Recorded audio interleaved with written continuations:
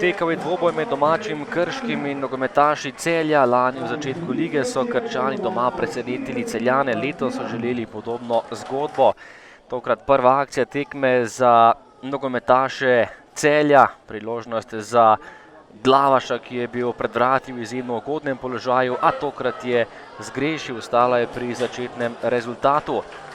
Po dobre pol ure igre še ena priložnost za Celjane, prav veliko obetavnih akcij v prvem delu ni bilo, tokrat se je tresla mreža, a le zunanji del in ostala je pri začetnem izidu, potem pa že kombinacija Krčanov, edina prava priložnost za Krško v tem prvem polčasu, lepa kombinacija in preigravanje Kramariča, ki je streljal, odbita žoga pa je prišla do Dangubiča, ki je zatresel mrežo za prednost Krčanov 1:0. 41. minuta in Krško je povedlo v tem prvem polčasu. Izjemno lepa samostojna akcija Kramariča, ki je na koncu dobro streljal, Dangubič pa je sijajno spremljal akcijo in žogo zabil v prazno mrežo.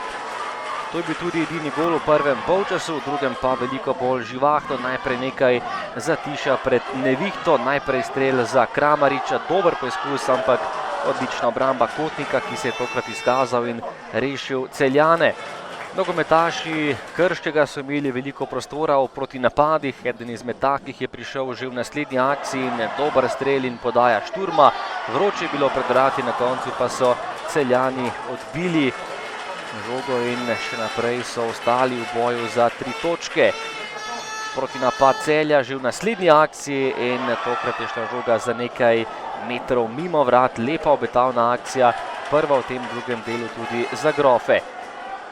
Domači so napadali in še enkrat je zapretil Dangubič, ki je takole prišel do strela po povratni žogi in na koncu strel blokiran. Ostala je pri prednosti 1:0 in še napad za Krčane v 80. minuti.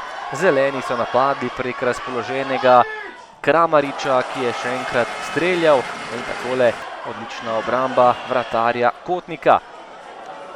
Še enkrat nevarni domači igralci, to je bila izjemno lepa priložnost za Dangubiča, ki je tokrat meril precej mimo gola in zapravil je izjemno lepo priložnost. Celjani pa na koncu nevarni prek Križana, ki je meril z glavo, ampak obramba domačega vratarja Zalokarja ostala je pri rezultatu Krško Celje 1:0 in nove 3 točke za Krčane.